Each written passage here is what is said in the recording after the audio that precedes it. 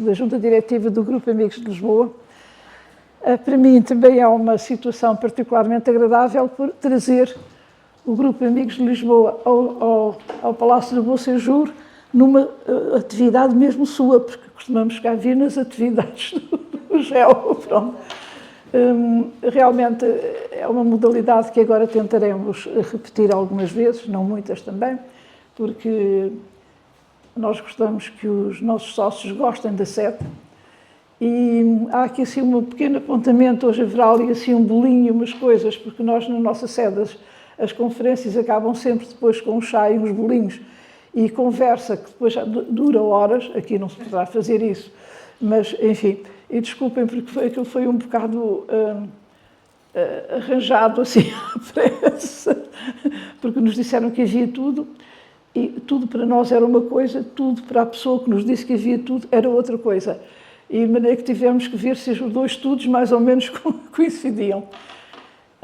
Eu, portanto, agradeço muito a vossa presença, aos sócios e, enfim, confrates dos Amigos de Lisboa e às pessoas que quiseram estar esta tarde connosco aqui assim neste sítio magnífico do Bom Séjour.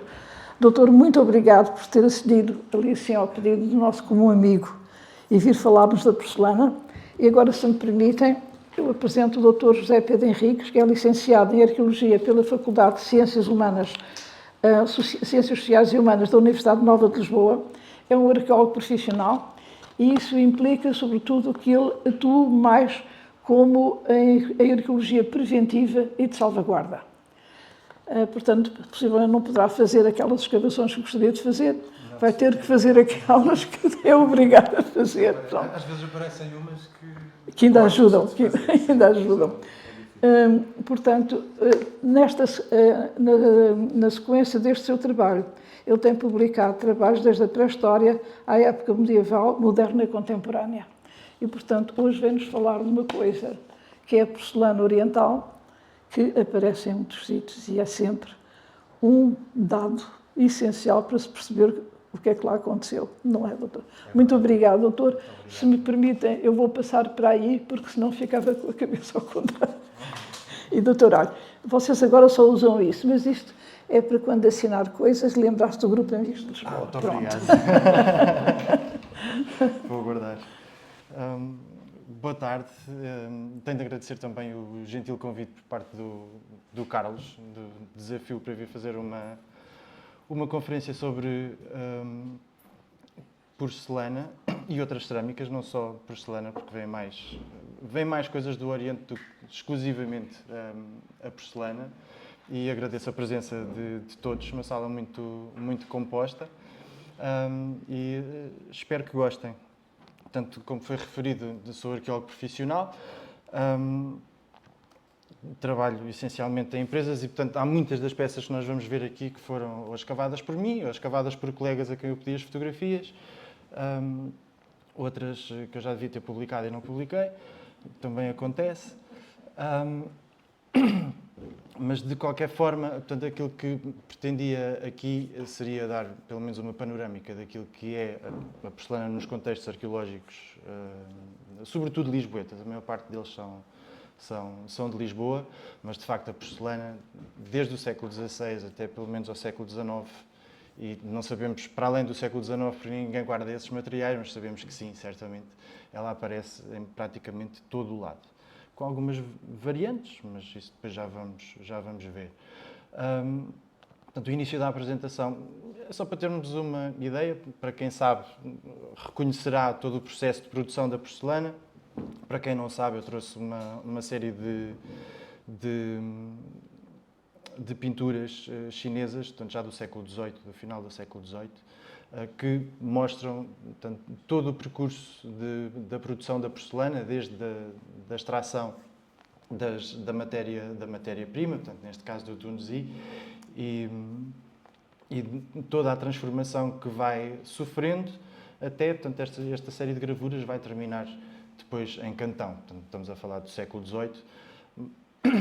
Vão terminar o seu percurso na China em Cantão e depois de Cantão seria transportada para a Europa e não só para a Europa, também para as Américas e um pouco por todo o mundo. Como disse, o processo é... Tá. O processo não devia divergir muito desde o século XVI. Portanto, no fundo, as técnicas são as mesmas, a forma de se fazer é precisamente a mesma. Há algumas adições posteriores, nomeadamente nas cores, no século XVI ou no século XV, ou até anteriores, que não existiam, mas a forma de se fazer é praticamente a mesma. E que, em alguns casos, até é curioso, porque a forma de se fazer, no caso da porcelana, sobretudo nas fases iniciais, é muito parecida com a forma com que os oleiros trabalhavam também na Europa, portanto, nestas formas quase industriais ou pré-industriais, mas a forma de se trabalhar a argila e, portanto, todo esse processo é muito semelhante àquilo que nós podemos ver depois até na Europa, na forma de se fazer, portanto, com claras diferenças na matéria-prima e no resultado final. Portanto, aqui já estamos no processo da montagem das peças na roda, em que elas ainda estão em chacota.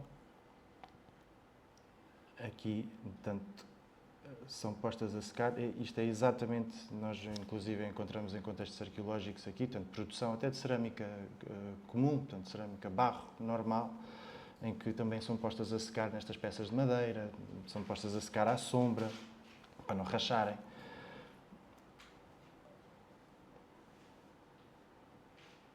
Portanto, a forma é quase mundial. Esta parte do processo também é muito interessante, a da fretagem, portanto, que é retirar a argila do pé da peça, é uma coisa que cá também se faz, desde pelo menos a época islâmica, em que a forma de se fazer é exatamente a mesma. Oi? Depois a primeira pintura, aqui sim, portanto, já começa a ter algumas diferenças. A primeira pintura é feita sobre a chacota da porcelana. A pintura em azul cobalto é feita diretamente sobre a chacota e depois é coberta com o vidrado. E daí que nós dizemos sempre que a porcelana tem o azul sob o vidrado. E depois por cima desse vidrado, e depois dessa primeira cozedura que as peças sofrem, aqui o enfornamento, depois a cozedura, tal como cá e na produção de faiança, por exemplo, também são postas dentro daquelas caixas refratárias que nós podemos ver ali, portanto, tem como uma peça posta por cima da outra, empilhadas, para maximizar o espaço. Cá faz-se exatamente a mesma coisa na produção de faiança, por exemplo. E depois, aqui já uma característica mais abundante no século XVIII, por causa da existência de peças, da grande difusão de peças com pintura polícroma, que é a aplicação dos esmaltes, então, por cima do vidrado. Portanto, todos os esmaltes coloridos na porcelana, com raras exceções, que nós vamos ver algumas, são todos aplicados por cima do vidrado, e já depois da primeira cozedura ter sido feita. E então aí ela volta a ser cozida a uma temperatura mais baixa para a fixação desses esmaltes e para que as cores fiquem mais vívidas, naturalmente. E depois começa a empacotar e o caminho que ela vai fazer, transportada por terra, por barco, até à chegada a Cantão e daqui para as lojas de Cantão e depois para todo o mundo, neste caso no século XVIII. Para o século XVI, ou até anterior ao século XVI, o caminho que a porcelana percorria até a Europa era relativamente diferente. Portanto, as duas principais rotas antes da abertura da Rota do Cabo seriam precisamente uma rota terrestre que ia pela Ásia Central até ao Médio Oriente e depois do Médio Oriente, então, sobretudo para as repúblicas italianas, para o Império Otomano, naturalmente, e para o Egito, e depois dali voltava a ser revendida para a Europa. Mas, de facto, até ao século XVI, as peças de porcelana que existem na Europa são muito de porcelana ou não de porcelana, portanto, peças de origem chinesa ou com origem no Extremo Oriente, são de facto muito raras. Portanto, no Médio Oriente elas ainda aparecem com alguma frequência, mas só no século XVI é que na Europa a porcelana vai conhecer uma difusão e, obviamente, por causa da abertura da Rota do Cabo, pelos portugueses. Portanto, e aqui, então, a Rota do Cabo já a funcionar. As peças, talvez as duas peças mais famosas anteriores à abertura da Rota do Cabo, não sabemos como é que elas chegaram à Europa, portanto podem ter chegado tanto pelo centro da Ásia como pelas rotas marítimas pelo Índico, que já existiam e que continuam a existir após a chegada dos portugueses, portanto isso não tem... A única coisa que os portugueses vão fazer no Oriente é vão se imiscuir naquela rede, mas não vão alterá-la significativamente. Portanto, as duas peças, como disse, as mais conhecidas, uma delas é esta jarra Garnier Fontil, que atualmente está em Dublin e que já aparece até em gravuras do século XVIII, mas é uma peça já ainda da dinastia Yuan, portanto do século XIV, e que certamente chegou à Europa nessa data. E depois o outro pote ao lado, que é o designado pote de Marco Polo, que está atualmente em Veneza. Se é o pote do Marco Polo ou não sabemos, mas que demonstra que, portanto, aquelas peças ainda no século XIV e até anteriores já chegavam à Europa. Talvez um artigo relativamente recente que nos dá alguma imagem da chegada destas peças, nomeadamente à Península Ibérica. Portanto, todas estas peças foram recuperadas na Península Ibérica e demonstra não só a chegada de peças em celadon, portanto, estas peças verdes ali decoradas em baixo relevo, portanto, com incisões que fazem um baixo relevo, e peças brancas datadas entre o século X e o século XII.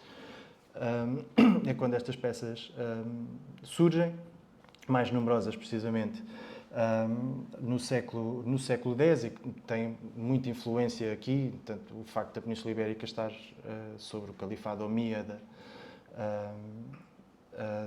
até ao século X, e esse califado tinha origem no Oriente, portanto, e estas peças eram certamente utilizadas no Oriente, e portanto deverá ter existido o prolongamento destas redes de abastecimento de cerâmicas de luxo, porque neste momento nós estamos efetivamente a falar de porcelanas e de peças de luxo, e que aparecem na Península Ibérica, mas de forma muito, muito pontual. Até o momento, pelo menos no território português, eu não conheço nenhum exemplar de uma peça chinesa datada deste período. Mas no Levante espanhol, e que era também o principal centro daquilo que era esse califado omíada, elas aparecem.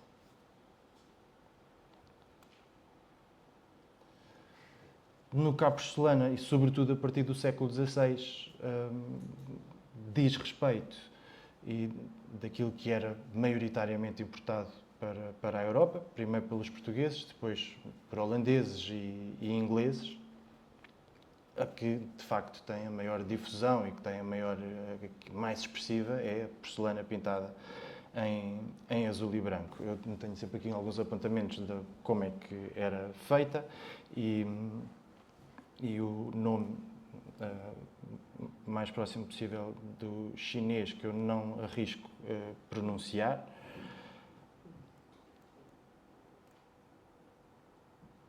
Aqui temos um mapa com os principais centros produtores de porcelana azul e branca durante a dinastia Ming, mas os principais, como podemos ver, será sempre Jingdezhen, a norte da província de Jiangxi, e numa fase mais tardia, no sul, e esta zona aqui muito próxima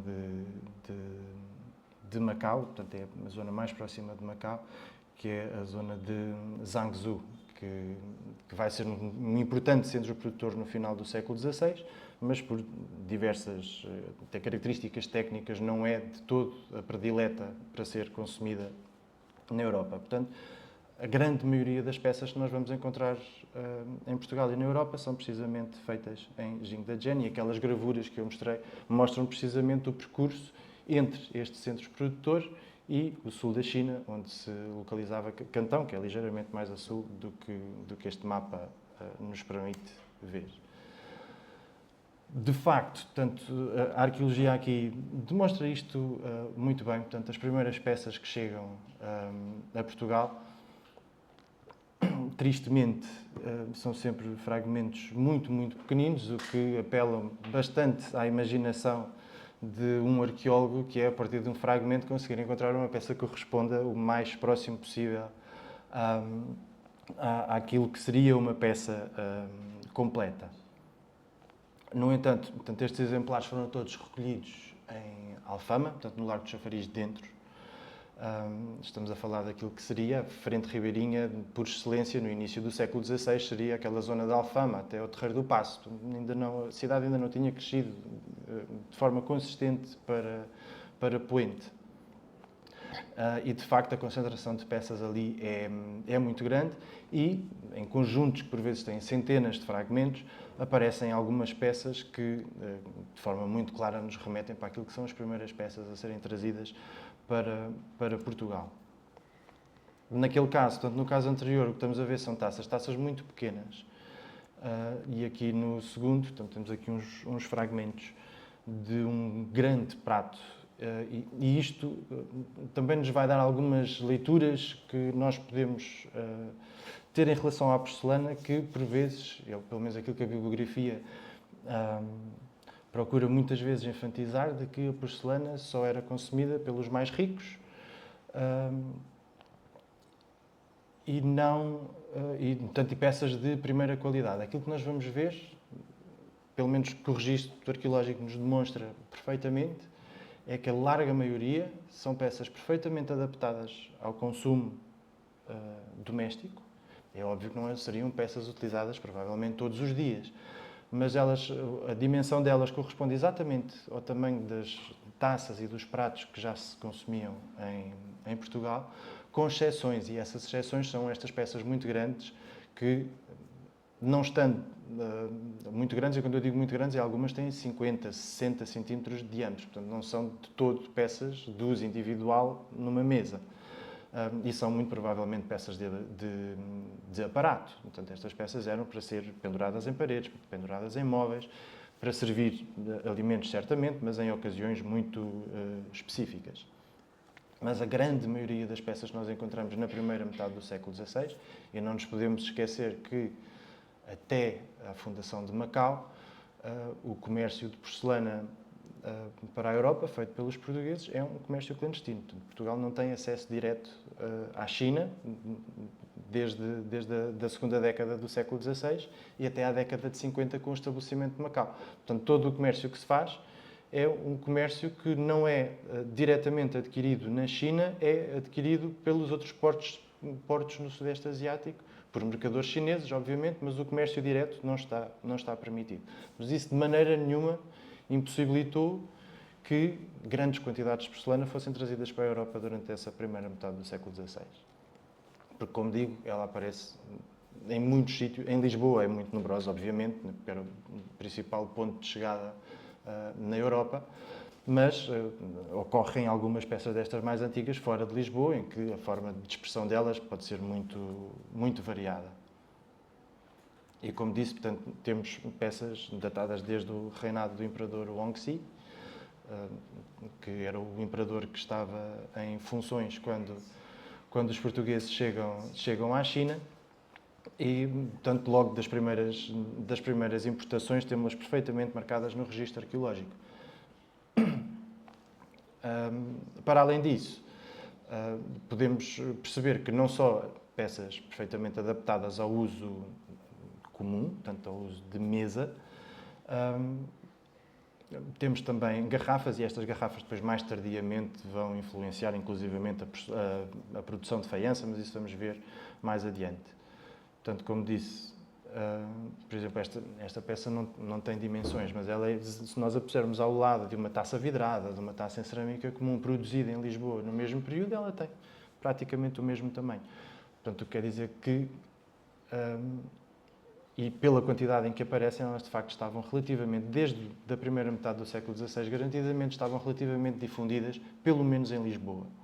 Portanto, Lisboa consumia com abastança este tipo de peças.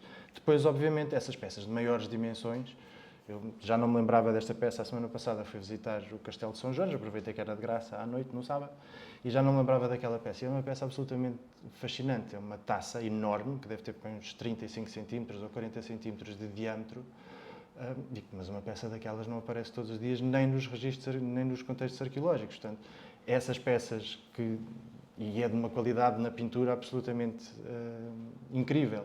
Portanto, não se compara sequer remotamente com esta peça, compara-se muito mais com esta.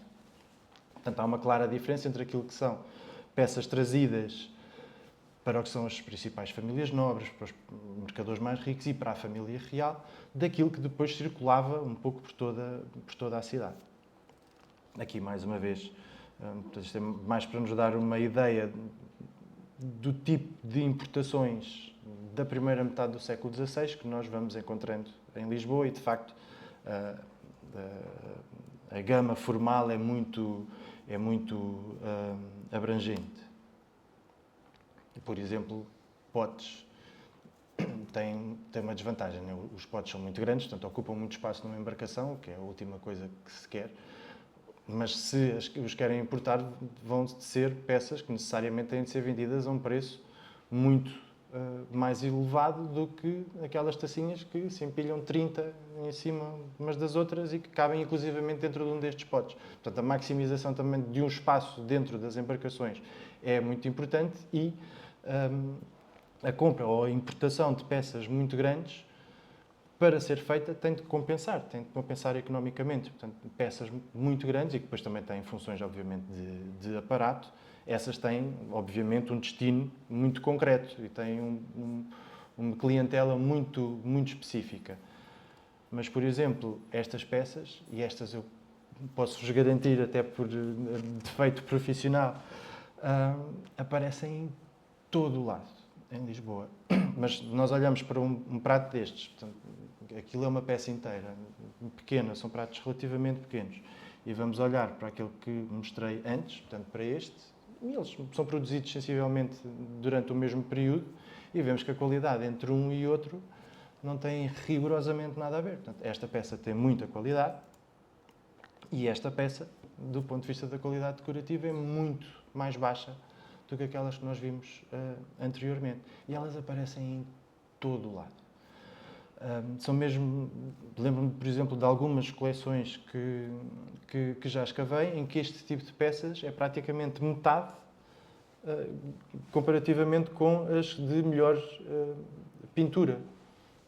E isto pode-nos dizer duas coisas, que não só, portanto, a importação da porcelana para Portugal na primeira metade do século XVI, depois do estabelecimento de Macau isto vai mudar. Mas durante a primeira metade do século XVI estamos a importar cerâmica não só pela questão exótica, como vimos, aquilo que é um objeto exótico e que é consumido por elites, o que vai ser procurado e que é especificamente pedido. Portanto, por exemplo, os agentes da Catarina da Áustria têm ordens específicas dela para encontrarem porcelanas finas. Ora, se eles as designam por finas é porque havia porcelanas grosseiras disponíveis e que essas também eram trazidas. Mas ela, obviamente, era a rainha, queria porcelanas de primeira qualidade, porque é a rainha. Portanto, se há essa especificidade no termo, é porque muitas peças de pior qualidade seriam importadas. Agora, se olharmos para isto só de um ponto de vista económico, não faz sentido, não é? Porque estas peças nunca vão ser vendidas ao mesmo preço que uma peça de ótima qualidade.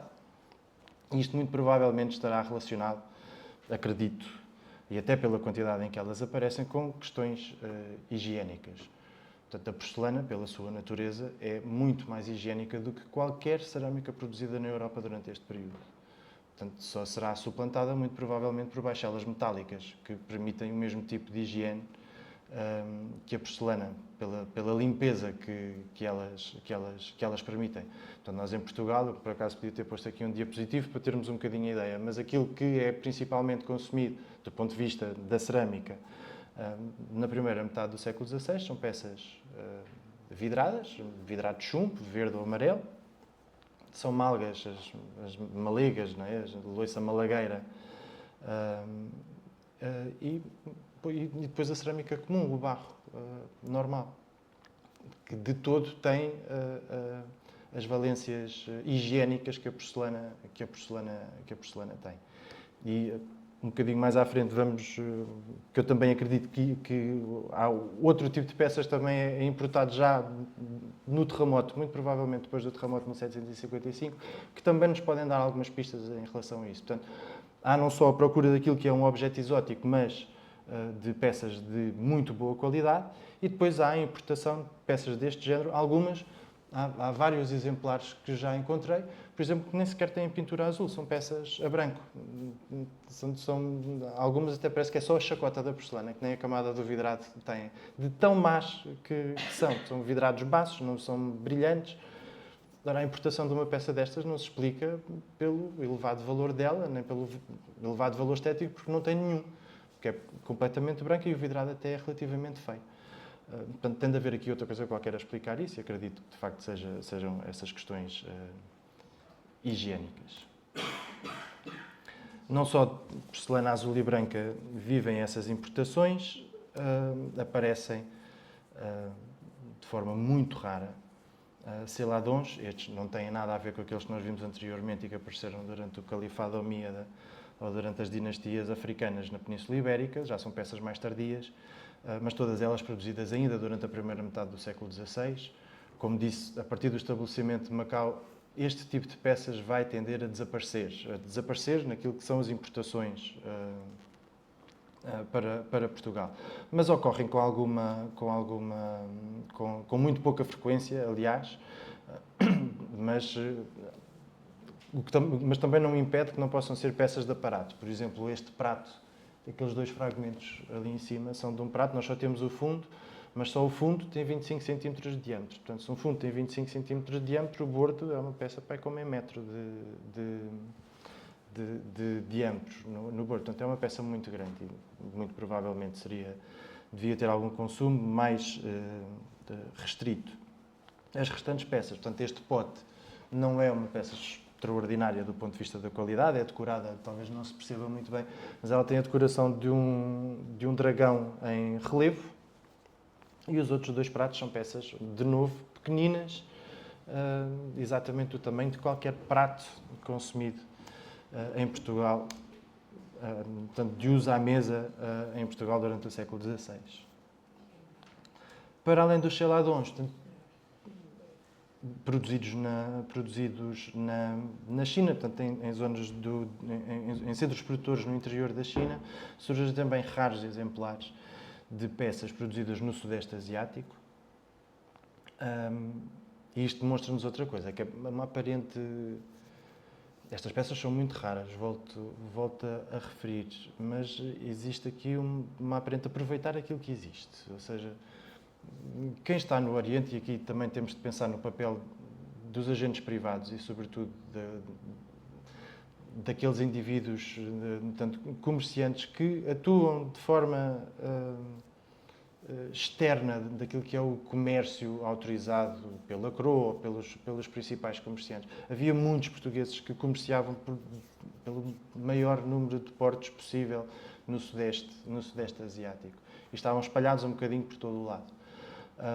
E isso pode, de facto, explicar que até o estabelecimento de Macau e até o acesso direto aos mercados chineses, e que nós vamos ver a seguir, que é uma mudança drástica, até no tipo de qualidade de peças que é importada para Portugal, durante a primeira metade do século XVI. E nós podemos afirmar isto porquê? Porque depois, portanto, na segunda metade do século XVI e no século XVII, as peças de porcelana que existem são peças de muito melhor qualidade e são exclusivamente chinesas. Nós não vamos ver, por exemplo, aqui, que é o caso de um fragmento de porcelana produzida no Vietnã, ou dois, provavelmente esta caixinha que está aqui em baixo também será, ou peças produzidas na Tailândia, não vão aparecer em datas posteriores a meados do século XVI e século XVII, e daí em diante então são completamente ausentes. Portanto, nós aqui temos também um bocadinho daquilo que será esse reflexo de um comércio que não é um comércio organizado à holandesa, como depois nós vamos ver no século XVII, né? Tudo tem determinações muito específicas. Os holandeses nisso Nós perdemos muita documentação e eles têm-na, mas eles são muito organizados, ainda hoje são muito mais organizados do que nós, claramente. E têm determinações muito específicas a pedir, tanto tipos de peças, tanto de carta eram enviadas cartas com encomendas que dizem especificamente o que é que querem comprar e o que é que não querem, porque aquelas peças depois quando chegam à Europa não valem tanto como as outras. Têm uma lógica, mas estamos a falar da VOC também, da Companhia das Índias, tem uma lógica muito comercial. E aparentemente Portugal, na primeira metade do século XVI, era um bocadinho aquilo que nós conseguirmos apanhar, vamos levar. E daí que apareçam peças um bocadinho extravagantes. Mais uma vez, não têm propriamente um valor. Estas peças são muito pequeninas, isto são caixinhas minúsculas, algumas têm 10 cm de diâmetro máximo, são mesmo muito pequenininhas. Não são peças de luxo, não podemos afirmar que sejam peças de grande luxo. Como disse, portanto, vai ser precisamente em meados do século XVI, portanto, a importação da porcelana vai aumentar cada vez mais e a qualidade também vai sofrer algumas alterações. Portanto, vão paulatinamente, a partir do estabelecimento de Macau, em meados do século XVI, a qualidade da porcelana que vai começar a chegar à Europa é muito maior e que é trazida pelos portugueses ainda neste momento. Aqui temos aquilo que é uma peça ainda dessa transição, portanto, de meados do século XVI, tipicamente de exportação. Também não nos podemos esquecer que tudo aquilo que vem para a Europa, a grande maioria das peças de porcelana que vêm para cá são típicas peças de exportação. Portanto, aquilo que nós vemos em Portugal, vamos encontrar no Sudeste Asiático, vamos encontrar no Médio Oriente. Há muitas escavações arqueológicas nesses locais que nos demonstram perfeitamente aquilo que era importado, mas não as vamos conseguir, por exemplo, comparar com as peças que temos no Palácio no Topkapi, em Istambul. Porque aí estamos a falar do Palácio do Sultão, portanto, as peças que lá estão dentro têm uma qualidade consideravelmente maior do que aquelas que eram trazidas para cá, com exceção daquelas que eu referi anteriormente, portanto, aqueles grandes pratos, aqueles grandes potes, e que muito provavelmente também seriam expostos numa lógica a própria corte portuguesa naquele momento, portanto ainda no início do século XVI, tem, do ponto de vista estético, uma herança árabe muito presente ainda. E, portanto, o facto daquelas peças serem utilizadas como aparato, muito provavelmente tem algum remanescente até oriental, ou da forma como viram fazer no Oriente, ou como ainda se fazia na Península Ibérica, até à conquista de Granada. Né? Portanto, Granada seria o último exemplo disso. E essa estética existe ainda na corte portuguesa na primeira metade do século XVI, e, portanto, o consumo daquelas peças de aparato, muito provavelmente, pode estar relacionado com estas tradições que ainda não se perderam. Portanto, por exemplo, esta peça já nos demonstra, a que está aqui deste lado, encontrada no Convento do Carmo, mostra-nos bem, portanto, quando nós vamos comparar esta pintura desta peça, a delicadeza com que ela é pintada e o pormenor com que ela é pintada, não tem comparação possível com aquilo que nós vimos na primeira metade do século XVI. Esta peça, ainda só consegui encontrar duas peças semelhantes, uma é da imagem que tenho aqui ao lado. Portanto, o que nos conta esta peça portanto, é uma paisagem com uma série de sábios, em que, portanto, aquele elemento zigue-zagueante é um pequeno ribeiro. Naquele ribeiro, por cima de umas folhas, estão pequenas chávenas, postas por cima das folhas, a flutuar naquela água que vai passando, com vinho. E quando aquelas tacinhas batiam na margem, o sábio mais próximo daquela tacinha bebia, e à medida que ia bebendo, ia se inspirando para escrever os mais diversos poemas. Nós, portanto, temos uma peça inteira era de uma leiloeira, portanto, de um vendedor de porcelana. Esta foi encontrada no Convento do Carmo e há outro fragmento mais semelhante àquela encontrada na cidade do México. Esta do Convento do Carmo, ao contrário das outras duas, é muito mais pequenininha, portanto ainda não encontramos nenhuma nem parecida com esta em lado nenhum. Portanto, como vimos, não só a qualidade daquilo que é a porcelana azul e branca muda, mas começam, de facto, a chegar a Portugal peças com decorações muito mais elaboradas e estas, sem dúvida nenhuma, muito mais caras.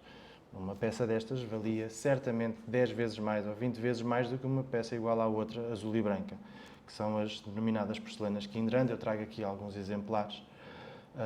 Eles são muito raros no contexto arqueológico, são mesmo muito raros, mas estas justificam-se pelo valor que alcançavam. Mesmo na origem, este tipo de peças era muito dispendioso.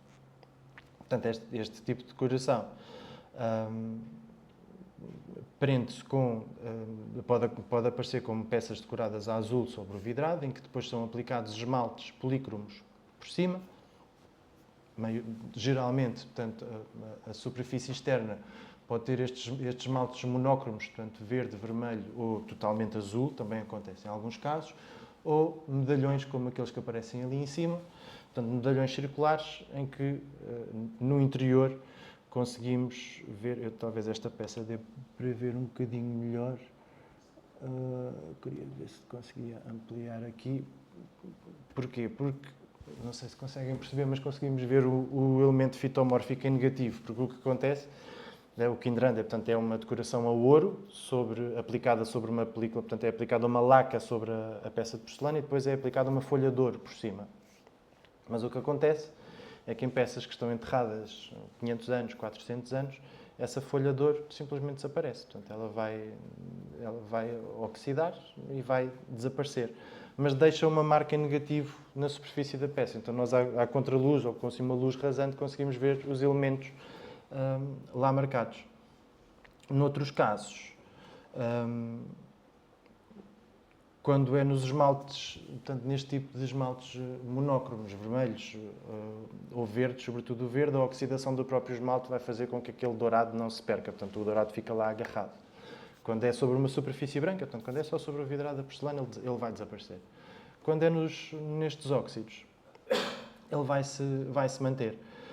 E isso acontece também aqui com este pequeno exemplar, que ainda há bocadinho estava a dizer ao Hugo, que ainda não encontrei também uma peça igual a esta, que é estes medalhões que nós vemos aqui, podem ter o preenchimento a vermelho, azul marinho, branco, como aquele exemplar que ali está, mas até ao momento ainda não encontrei nenhum verde como este exemplar.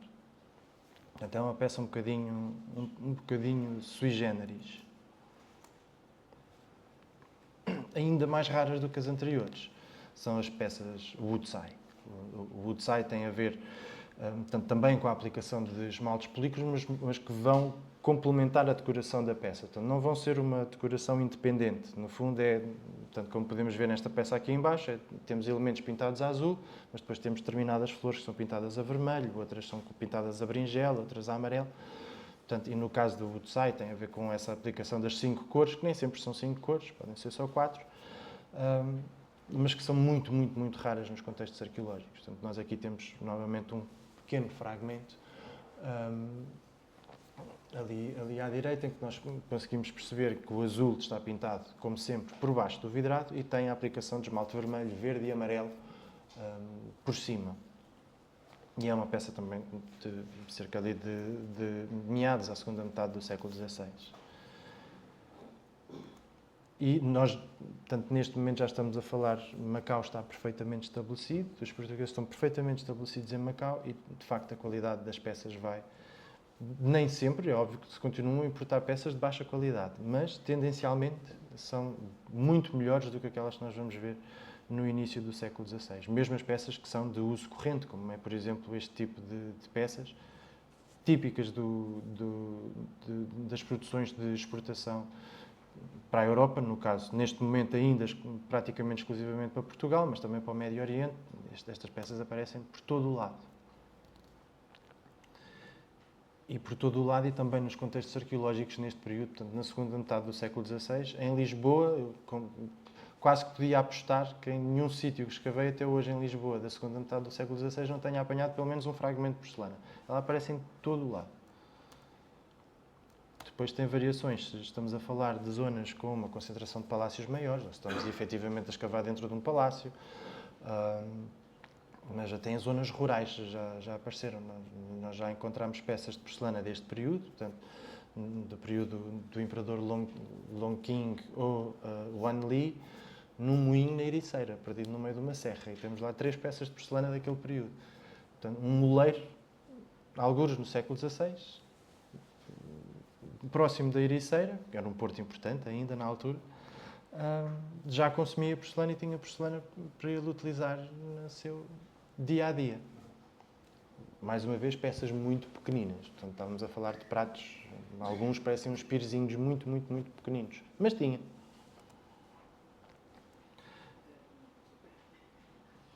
Este também é um pequeno pote. Por exemplo, este pote é um pote já de maiores dimensões. Como podem ver, ele não está completo, infelizmente, mas ainda assim conseguimos ter uma ideia do que seria originalmente. O motivo será provavelmente o dos 100 gamos, portanto são uma espécie de uns rochedos que têm vários gamos, portanto um rochedo oposto de cada lado do pote, e depois tem vários gamos nesses rochedos. Foi encontrado naquilo que seria o antigo palácio, ou parte das dependências do antigo palácio da Senhora de Mursa, em Alfama, ali na rua de São João da Praça. São João da Praça.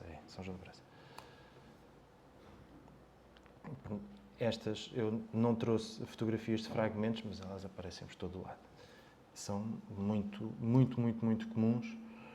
Mais uma vez, estes potes em cartela final do século XVI, início do século XVII, o período Wanli. E esta é uma das peças. Esta eu tive a sorte de encontrar. Nem sempre conseguimos escavar aquilo que queremos, mas de vez em quando temos a sorte de estar a escavar aquilo que gostamos. E esta peça também ainda não encontrei nenhuma peça sequer remotamente parecida com ela. Do ponto de vista da pintura, a pintura é absolutamente incrível. Portanto, isto tem a ver com o tipo de produção que se fazia no final do século XVII. A porcelana de exportação deste período vai beneficiar de uma circunstância muito específica, que é, portanto, na China, o Jingdezhen estava organizada em 2 tipos de produção. Tinha produtores privados e tinha produtores, portanto, oleiros, que produziam exclusivamente para a Casa Imperial, portanto, para o Imperador. Obviamente, os oleiros que produziam para o Imperador pintavam muito melhor do que os oleiros que produziam as peças para consumo interno ou para exportação. O que vai acontecer é que no reinado do Imperador Wanli, quando esta peça é feita, devido a alguns problemas económicos que o Imperador estava a atravessar, os fornos imperiais são fechados.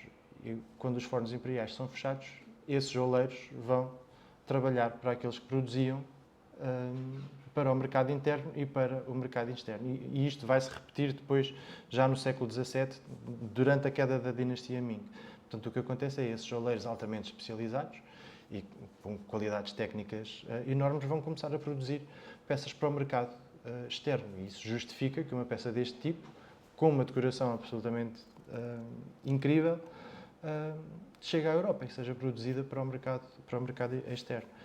Eu acho que não trouxe fotografia, mas ela ainda tem uma particularidade que o medalhão central tem um gato.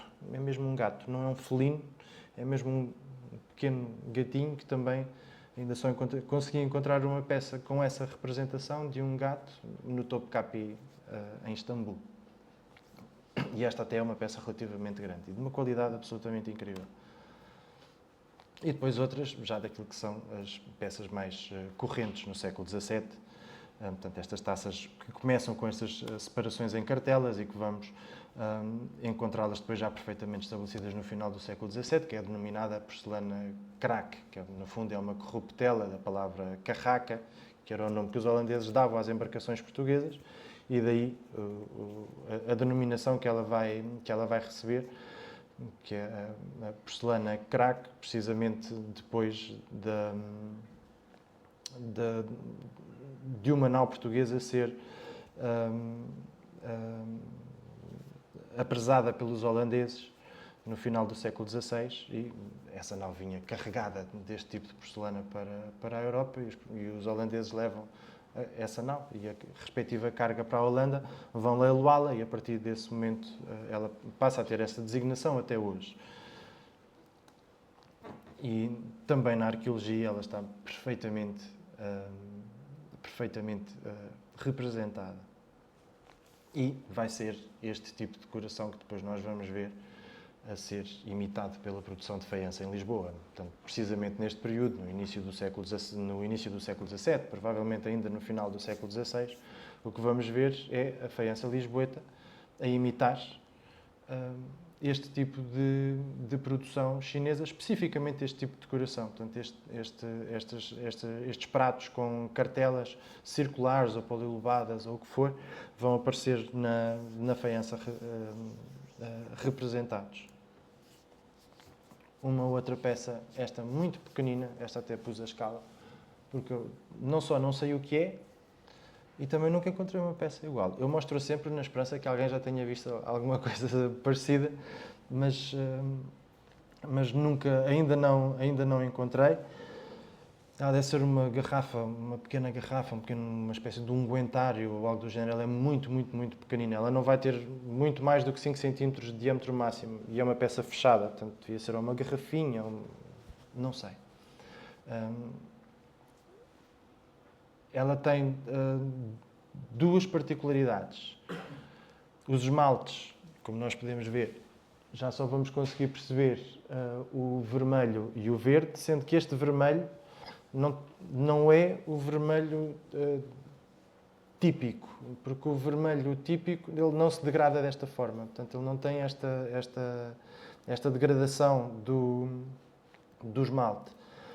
Esta peça merecia análises químicas, claramente, porque aqueles elementos pintados a vermelho ou cor-de-rosa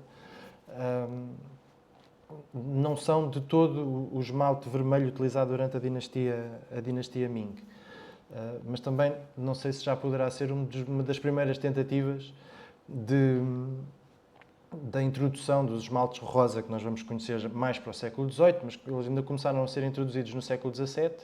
Mas esta peça tem um contexto muito fechado, portanto, meados do século XVII em Lisboa, ela foi encontrada ali na Rua Nova do Desterro, e esta decoração em relevo não é uma decoração feita a molde, é uma espécie de argila mais fina aplicada por cima do vidrado da peça. Portanto, a peça é feita a primeira vez, é-lhe colocado ao vidrado e por cima do vidrado é posta uma argila mais diluída. Os ingleses chamam-lhe um slipware, que no fundo é uma aplicação de argila mais diluída por cima do vidrado. Esta técnica não era especialmente utilizada, por exemplo, nos fornos de Jingdezhen, portanto, aquele principal centro produtor, não era uma técnica muito comum, é uma técnica mais comum do sul da China, portanto, da zona de Dewa, das produções de Dewa, mas se assim for, também é das primeiras peças daquele centro produtor a serem trazidas para a Europa. E é uma peça raríssima, portanto, se ela for produzida em Dewa, as peças daquele centro produtor esmaltadas, portanto, com decoração polícroma, são muito, muito, muito, muito raras. E, portanto, eu estou sempre na tentativa de mostrar aquilo que ocorre em maior número para peças que aparecem no registro arqueológico e que são, de facto, muito raras e que, até ao momento, ainda não encontrei peças parecidas.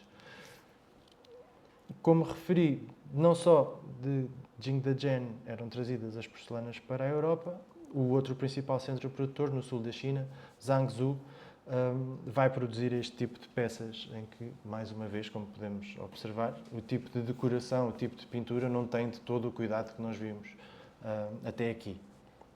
Mas isso não impede que elas sejam importadas para a Europa.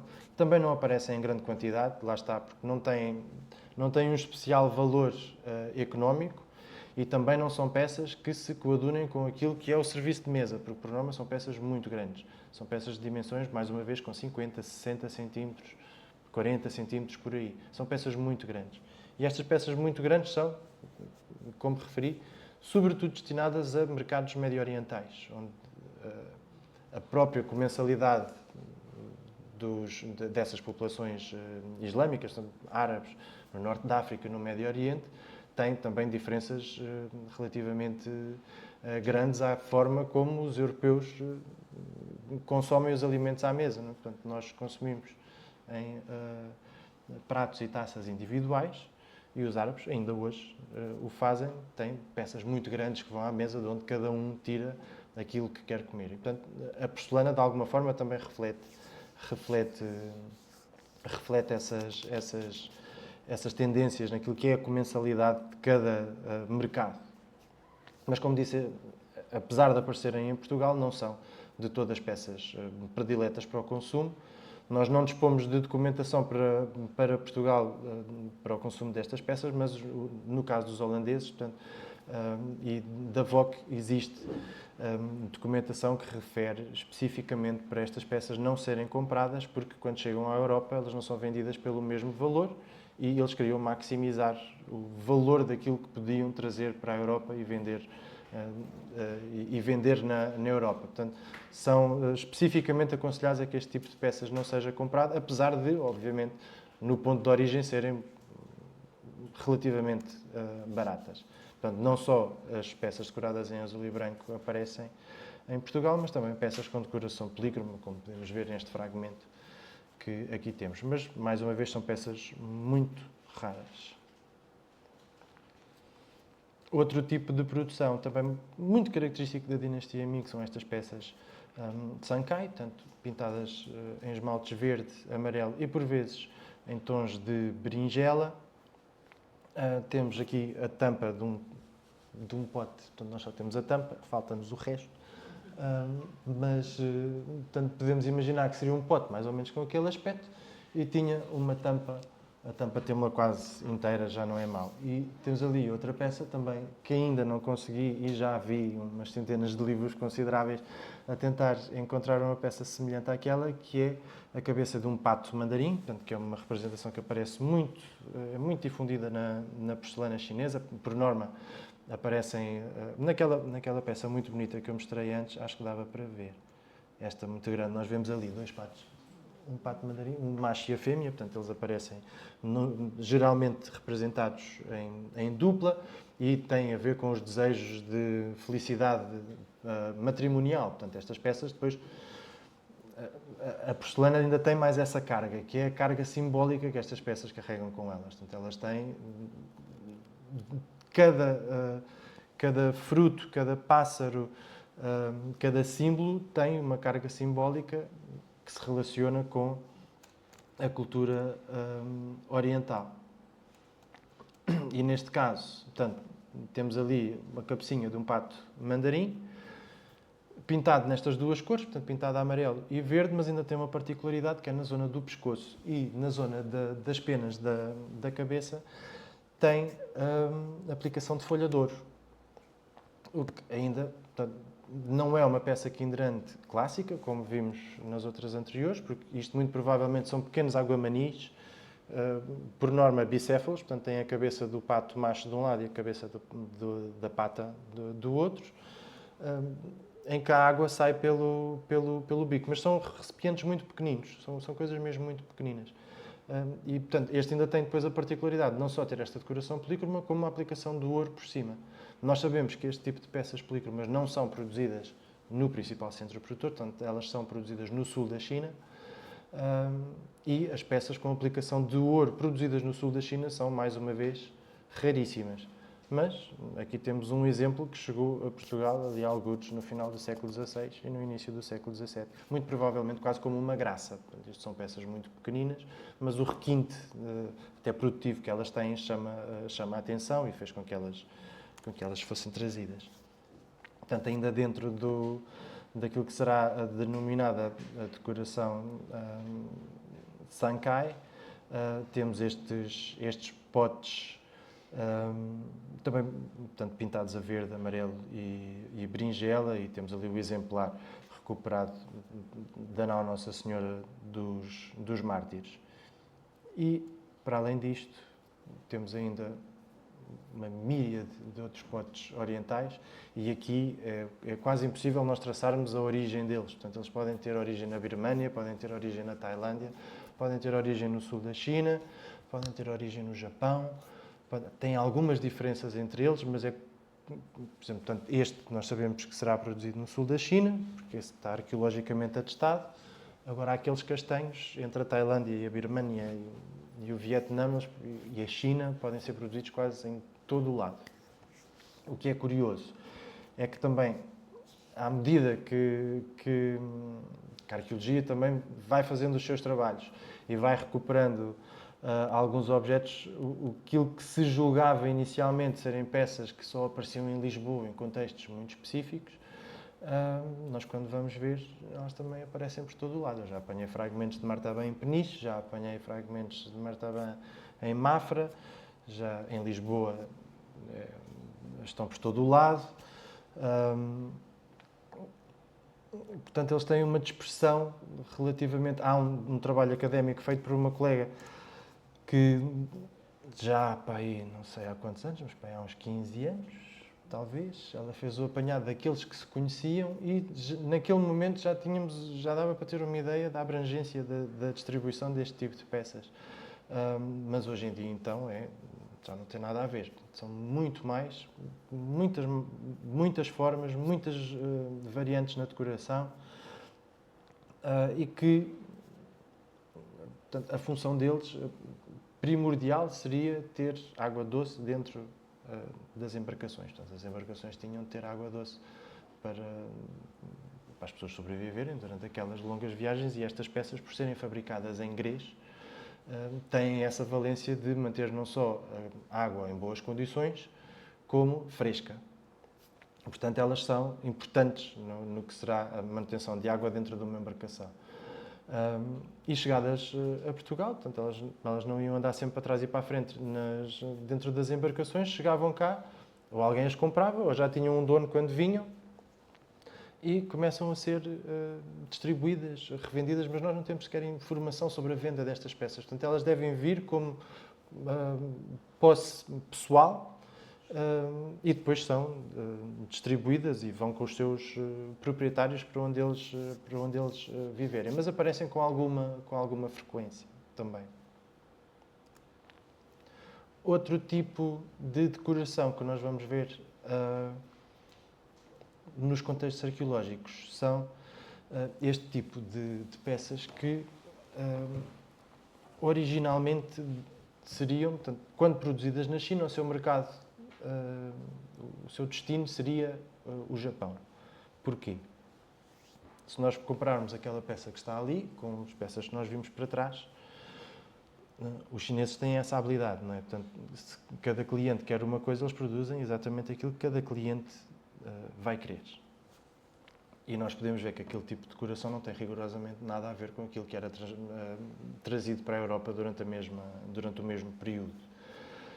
Aparecem estes dois exemplares, são claramente dois exemplos disso, mas, como disse, são peças muito casuais. Portanto, de alguma forma, elas entraram no comércio português, muito provavelmente via aquilo que será a interferência dos portugueses no comércio entre a China e o Japão durante a segunda metade do século XVI e até ali à década de 30 do século XVII, quando os portugueses são expulsos do Japão. E, por algum motivo, estas peças que se destinavam ao mercado japonês, na origem, portanto, quando são fabricadas, a intenção é essa, mas vêm parar a Portugal, e há exemplos também de terem vindo, portanto, terem sido compradas, por exemplo, por holandeses. Portanto, elas aparecem também a miúdo em contextos arqueológicos na Holanda. E o que são estas peças? Elas são designadas por Kosometsuke, portanto, que é um termo japonês que se refere a peças produzidas na China, em azul e branco, especificamente para o mercado japonês. E o que é que elas têm em particular?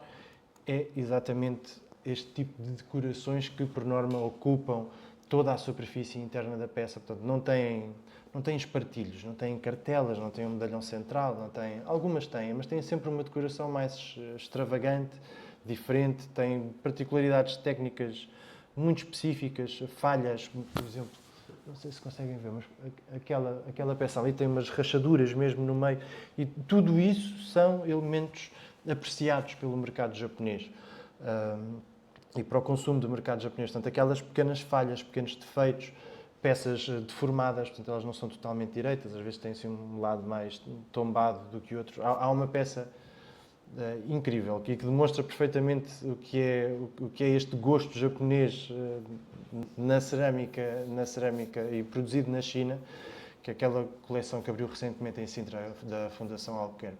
Eles têm um prato, um kosometsuke, que tem inclusivamente, portanto, como se a aba tivesse sido dobrada para dentro, para o interior da peça. Então, nós olhamos para a peça, ela parece uma peça com um defeito de produção e que seria descartada, porque a função dela está comprometida, mas no Japão isso não se coloca. Portanto, há de facto uma procura por estes pequenos defeitos, pequenas imperfeições, e que os chineses vão procurar causá-las de forma propositada para elas serem valorizadas nesse mercado. Como disse, elas aparecem a miúdo na Europa, mas eu aqui trouxe esses exemplos de kosometsuke que de alguma forma se podem adaptar também ao gosto europeu, portanto, nesse uso à mesa, mas a variabilidade de formas é absolutamente gigantesca. Portanto, aquilo que são essas peças chinesas produzidas para o Japão, algumas têm formatos de lebres, de caranguejos, de flores, de folhas, e esse tipo de peças não vem para a Europa, porque elas não têm qualquer tipo de utilidade, ou pelo menos daquilo que é o gosto estético naquela altura, não se adapta. Elas só se adaptam mesmo, de facto, ao mercado japonês. Estas, que por algum motivo ainda podem desempenhar a sua função, podem ocorrer nos contextos arqueológicos europeus, mas são muito, muito raras. E aqui, portanto, aqui já estamos a entrar naquilo que é o final da dinastia Ming, e, portanto, aquela transferência de dinastias na China que vai ocorrer ali em meados do século XVII, portanto, entre 1640 e 1680. E o que acontece, e que vai, no fundo, vai acompanhar também a nossa transferência de dinastia, não é? Em 1640 nós também vamos mudar de dinastia, e isso vai acarretar não só uma série de mudanças na China, porque aquele principal centro produtor, que era Jingdezhen, vai ser parcialmente destruído. Portanto, mais uma vez, aquilo que eram os oleiros que produziam para o imperador vão deixar de o fazer, porque o imperador já não vai ser o mesmo. E o que vai acontecer é que, de novo, esses oleiros vão produzir para o mercado interno e externo. O que, de novo, vai possibilitar um aumento na qualidade da pintura destas peças. Não é o caso daquela que nós estamos a ver aqui. Isto é uma chávenazinha muito pequenininha, portanto, na origem uma chávena para vinho. Na Europa, ou pelo menos em Portugal, eu quero acreditar que seja uma taça para ginginha. Que é um copinho muito pequenininho e não é de chocolate, mas o tamanho é exatamente o mesmo. É mesmo muito, muito, muito pequenina. Portanto, perante essa decadência daquilo que vai ser a produção a partir da década de 40 do século XVII, na China, e a transferência novamente desses pintores e desses oleiros para as produções do mercado interno e externo, vamos poder ter, neste caso, na Europa, esta também é um exemplar único, eu nem conheço em coleções privadas.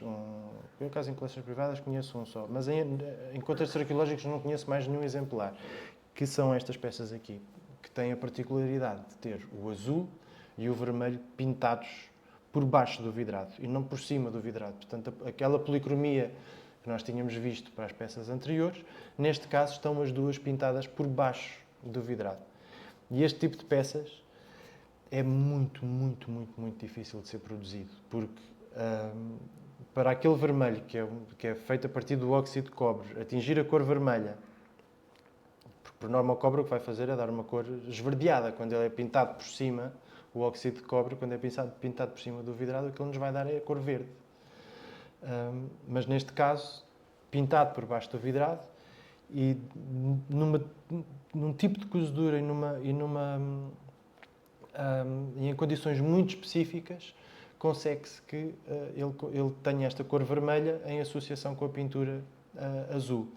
Estas peças são muito raras, são muito caras, elas eram essencialmente feitas para o mercado interno chinês, portanto, perante uma autoridade, a ausência de uma autoridade imperial que durante alguns anos não se entende muito bem onde é que ela está, portanto, até ali à década de 80, praticamente, do século XVII, não se percebe muito bem onde é que está a autoridade imperial, e o que prevalece é a autoridade dos senhores locais, portanto, dos mandarins, que começam a comprar estas peças de qualidade muito, muito elevada, como, por exemplo, estes exemplares aqui, nomeadamente este pequeno pote, que tem uma pintura extraordinária. Portanto, como disse, temos os pintores imperiais a produzirem agora e a fazerem a pintura das peças para o mercado interno e para o mercado externo, mas, por algum motivo, exceptuando esta peça, que muito provavelmente será desse período de transição, em Portugal nós não temos praticamente peças nenhumas neste período. Portanto, há um hiato entre aquilo que será 1640 e 1680, tal como na China, acompanhamos um bocadinho essas alterações a par e passo. Aquilo que é denominado por porcelana do período de transição, que são, no fundo, estes 30, 40 anos, em Portugal ela está, pelo menos na arqueologia, ela está ausente. E se ela está ausente na arqueologia, estaria muito provavelmente ausente no dia-a-dia. Porque senão já teriam aparecido mais peças que possam especificamente datar deste período. Isso muito provavelmente terá a ver com a nossa própria...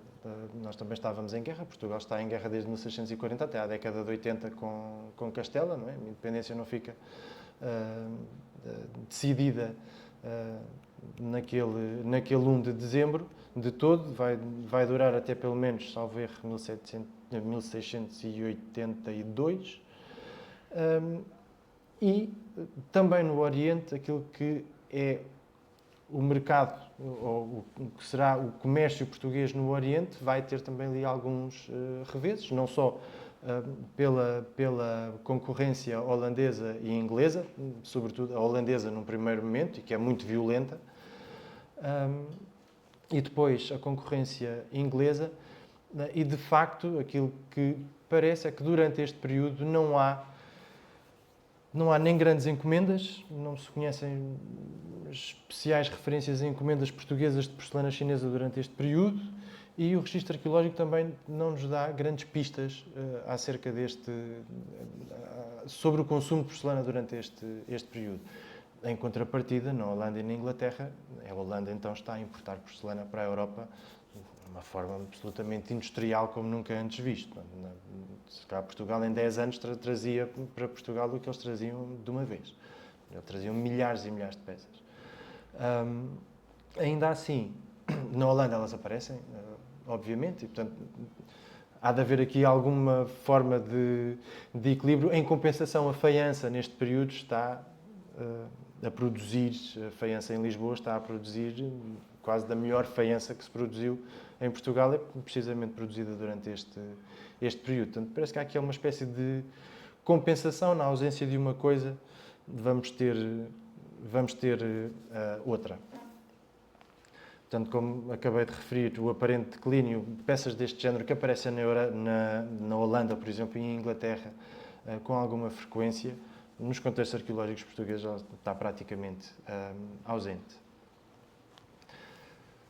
Para o caso europeu, não para o caso português, mas também aqui temos algumas exceções, mas sobretudo para o caso europeu, essa queda da produção chinesa, que eu disse, portanto, na transferência das dinastias, aquela cidade, o principal centro produtor, é fortemente afetado e é destruído, e a produção e o abastecimento de porcelana à Europa vai então ser substituído pelo Japão. O Japão só começa a produzir porcelana digna desse nome na década de 20 do século XVII, com peças deste género, tanto como este prato aqui, que portanto, nós olhamos para ele e durante aquela cronologia estava a ser produzida aquelas peças crack de ótima qualidade e as peças chinesas ainda de boa qualidade. Portanto, os europeus não têm interesse nenhum em adquirir cerâmica no Japão, nem azul e branca, nem muito menos as peças que eles produziam antes, porque, como disse, a estética japonesa tem características muito específicas e, tanto os portugueses nem os holandeses tinham interesse em comprar aquelas peças e ainda por cima eram caras. Portanto, agora não me lembro onde é que eu vi esta referência, mas há um português que refere especificamente, tem cerâmicas, mas qualquer coisa do género, são feias e caras, portanto ninguém ia querer comprá-las. No entanto, a partir da década de 60, os japoneses vão aprimorar a produção para peças daquele tipo, que no fundo, isto depois aqui vai ser um diálogo quase inverso. O que vai acontecer é os japoneses vão produzir peças semelhantes àquelas que eram produzidas na China, em azul e branco, durante o período de transição, as poucas peças, mas vão produzi-las em maior quantidade e mais barato. E depois, mais tardiamente, como vamos ver, isto depois vai-se inverter. Mas uma das principais novidades dos japoneses é, neste caso, portanto, as decorações japonesas organizam-se basicamente nestes três grupos: o azul e branco, o imari, que é este azul com o dourado e por vezes com verde, e depois o kakemon, que tem aquelas cores ligeiramente mais suaves. O que vai acontecer aqui é que os japoneses vão tornar bastante acessível peças com decoração dourada, como vimos há pouco, portanto, mais atrás, aquelas peças douradas que eram muito raras e muito difíceis de comprar, o Japão vai produzi-las em quantidades industriais. E elas começam a vir para a Europa em grande quantidade. No caso português, temos aquela peça Kakemon recuperada algures ali pelo Palácio dos Condes de Penafiel, em Lisboa, ali em São Mamede.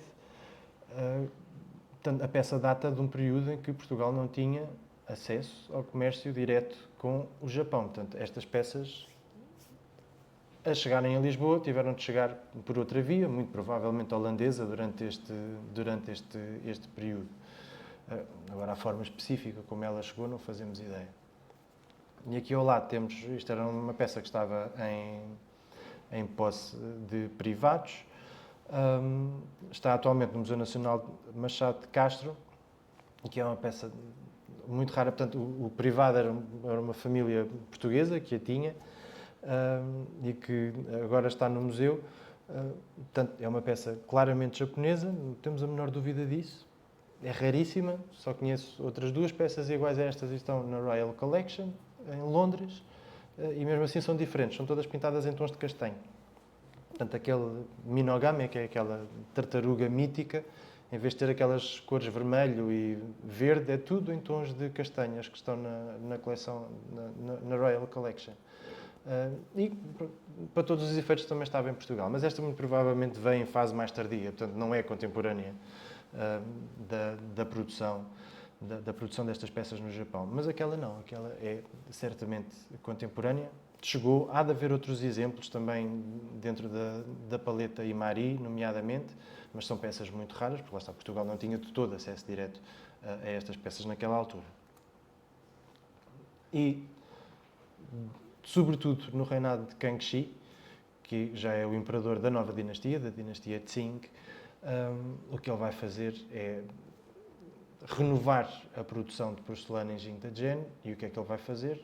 Essa renovação vai ser acompanhada por uma imitação fiel daquilo que eram as produções japonesas. Portanto, a China vai passar a produzir, sobretudo, aquelas peças Imari, com aquela decoração a ouro, a esmalte dourado. Vai começar a produzir aquelas peças e a fazer concorrência com o Japão, a preços muito mais baixos, o que vai fazer com que a produção japonesa vá cair. E nós aqui temos, então, esse exemplo. O que eles vão fazer é, de forma muito objetiva, é imitar, de forma muito clara, aquilo que se fazia no Japão. E aqui temos um fragmento de um pires, que vai uma cópia muito fiel de uma peça produzida no Japão durante o mesmo período. Portanto, este aqui, ele ali diz 1790 a 1810, mas não é 1690 1710. Portanto, a produção é contemporânea, ali enganei-me. são contemporâneos e o que a China vai fazer é imitar fielmente aquilo que os japoneses estavam a fazer e em muito poucos anos vão substituir o mercado japonês no abastecimento de porcelana à Europa. No caso português, portanto, desse período de transição, portanto, já mais para o fim desse período, portanto, já mais próximo da década de 80, temos a recolha de algumas peças, como aquela que nós vemos ali, portanto, que são muito típicas do período de transição. Portanto, ainda vão buscar um bocadinho aquilo que é a estética japonesa e que têm, por norma, poemas escritos na lateral. Mas isto são peças que, na sua origem, estariam destinadas ao mercado interno e não ao mercado externo. E depois com Kangxi, e muito provavelmente fortemente influenciado pela quantidade de ouro que começa a chegar do Brasil no final do século XVII, os portugueses voltam outra vez ao Oriente e vão comprar aquilo que lhes interessava e estas peças de luxo, e vão comprar peças de uma qualidade. Esta taça é absolutamente incrível. Aquela Fênix tem um detalhe na decoração que é, eu não sei se vou conseguir mostrar, mas ela tem um detalhe na decoração que é absolutamente fabuloso. E eram peças já bastante dispendiosas, mas nesta altura, portanto, como disse, Portugal vai viver um momento ainda relativamente longo de desafogo económico, pelo menos parcialmente. O ouro do Brasil será certamente uma das explicações. E a quantidade, se nós durante aqueles 40 anos de meados do século XVII praticamente não temos peças nenhumas, da primeira metade do século XVIII, portanto finais do século XVII e da primeira metade do século XVIII, é uma explosão de novo no consumo e na chegada de porcelana a Portugal absolutamente incrível. E vamos encontrá-la de todos os tipos, todas as formas, e das mais variadas, funções. Não só a porcelana azul e branca, que, como disse, no caso português vai ser sempre a maioria, mas, novamente, as produções do sul da China, de Deuhao, estas peças muito delicadas e com uma decoração exclusivamente feita a molde e com um vidrado muito leitoso, portanto não tem nada a ver com os vidrados que nós vimos até agora, são vidrados muito opacos, um vidrado branco muito opaco, que a aproxima do marfim. Portanto, no fundo, estas peças procuram mimetizar um pouco as características físicas do marfim. E temos não só estas pequenas taças, ou naquele caso, daquele fragmento será uma caixa, um fragmento de uma caixa, mas também fragmentos de estatuetas. Eu conheço poucas, mas ainda assim existem algumas. Esta eu tive a oportunidade de as cavar e há outras duas figuras da mesma tipologia que foram encontradas no Palácio dos Marqueses de Fronteira, não aqui de Benfica, mas o palácio de cidade que eles tinham, e que hoje em dia é o Hotel Eurostars, portanto eram os antigos armazéns Sommer, e lá existem pelo menos mais duas estatuetas, fragmentos, não são estatuetas inteiras, quem nos dera, mas pelo menos fragmentos destas peças existem. Existem porque eu encontrei-os, apanhei-os. E, como disse, tanto as peças em azul e branco dos mais variados tipos decorativos neste período chegam a Portugal em quantidades industriais. Peças, parece que voltamos ao início do século XVI. Temos peças de uso comum, tanto para uso à mesa, mas depois temos peças de aparato, como é o exemplo deste prato, que tem no pé, inclusivamente, os dois furos no pé para suspensão. Portanto, é claramente uma peça que é para estar pendurada numa parede. Do mesmo contexto que esta peça, há um prato ainda maior, tem claramente mais de 60 centímetros de diâmetro, que está inclusivamente todo deformado. Portanto, como foi uma peça que caiu no terremoto de 1755, com o incêndio, portanto, os fragmentos apanharam o calor do incêndio e deformaram. Nós tentamos colar os fragmentos daquele prato e não conseguimos, porque há uma zona que o bordo está assim, na outra o bordo está assim, o fundo está para um lado, o pé está para o outro, não percebemos que é tudo da mesma peça. A peça está praticamente inteira, mas não conseguimos bater um fragmento com o outro porque nenhum deles cola. Portanto, isto dá-nos também uma visão muito precisa daquilo que foram os dias a seguir ao terremoto e, sobretudo, as temperaturas que o incêndio durante aqueles dias atingiu, porque para derreter porcelana, portanto, a porcelana coza 1300 graus. Ela, para deformar, tem de atingir uma temperatura consideravelmente superior a esta. E atingiu, claramente, porque para as peças terem derretido é porque foi acima dos 1300 graus, pelo menos em alguns sítios. Como disse, durante o século XVIII e até meados do século XVIII, até ao terremoto, nós vamos ter porcelana de todos os tipos em Lisboa, das mais variadas funções, tanto peças influenciadas por formas europeias, que vamos ver um bocadinho mais à frente outros exemplares, mas feitas de forma muito específica para aquilo que são as necessidades decorativas das casas europeias. Como disse, temos aqui o exemplar de Imaris. Os Imaris são muito comuns nos contextos arqueológicos portugueses, mas são, na grande maioria, peças de origem chinesa e não japonesa.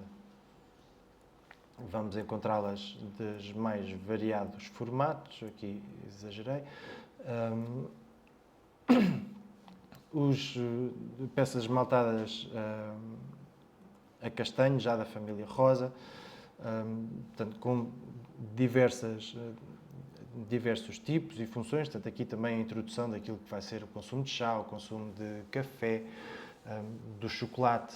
Portanto, estas peças vidradas a castanho seriam maioritariamente utilizadas para o consumo de chocolate, porque precisamente por estarem esmaltadas a castanho do lado de fora, quando se bebia o chocolate, não deixava a marca do lábio do lado de fora na peça. Portanto, não se via que se fosse uma peça branca, ia-se perceber essas marquinhas, essa sujidade. Portanto, este não será exclusivo, mas há de ter alguma importância nesse processo. As técnicas de azul soprado, que no fundo esta técnica consiste essencialmente em terem uma peça branca em chacota, em que são aplicadas pequenas tiras de papel que vão fazer aquelas reservas brancas, portanto são aplicadas essas tiras de papel, depois o azul é efetivamente soprado com uma cana por cima da peça e depois são retiradas esses papéis e vão ficar aquelas reservas a branco que depois são preenchidas por esmaltes polícromos verde, azul, vermelho, dourado, tudo o que possamos imaginar, e por cima do azul novamente a pintura a dourado. Não só o azul soprado que aparece, eu não tinha nenhuma fotografia para pôr aqui, mas também eles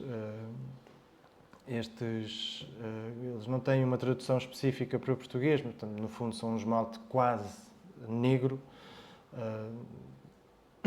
Tem em chinês, que é o Wujin, que é o nome deste tipo de esmalte, e em inglês é o Black Mirror, porque é tão negro que quase parece um espelho, é muito brilhante, e são também geralmente pintadas com dourado por cima. Aqui o Susankai, que é, no fundo, é uma evolução decorativa daquilo que são os sankais que nós vimos ainda da dinastia Ming, portanto, aqueles tons amarelo, verde e castanho, que durante a dinastia Ming tinham decorações muito precisas. Neste caso, e durante este final do século XVII e primeira metade do século XVIII, o que os oleiros em Jingdezhen vão fazer, vão não só recuperar tipos de decoração de época Ming, mas vão ainda mais atrás. Por exemplo, este tipo de decoração era muito característico na dinastia Tang, no século VIII, no século IX e ainda no século VII. São estas manchas verdes e amarelas que vão ser recuperadas no século XVIII. E este é só um dos exemplos dessa recuperação. Vão recuperar novamente os celadons, dar-lhes uma qualidade muito maior do que tinham durante o século XVII e durante o século XVI.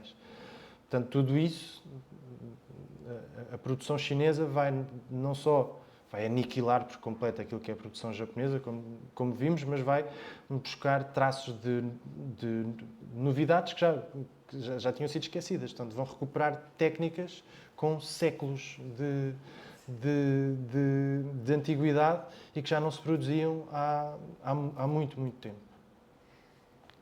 Portanto, aqui novamente aquilo que se designa normalmente por família verde, é o nome mais comum, mas que no fundo é apenas uma evolução formal, decorativa dos Wucai Ming. Aqui um pequeno exemplo de uma dessas primeiras produções deste período e que, mais uma vez, começam a chegar a Portugal. E depois aquela que vai ser, de facto, o tipo decorativo mais comum, ou pelo menos o mais valorizado deste período, que são as peças decoradas em família rosa. Portanto, são produzidas nestes esmaltes opacos, muito coloridas. Nós podemos ver aquele... Onde é que está? Está no diapositivo, já passo. Portanto, elas têm...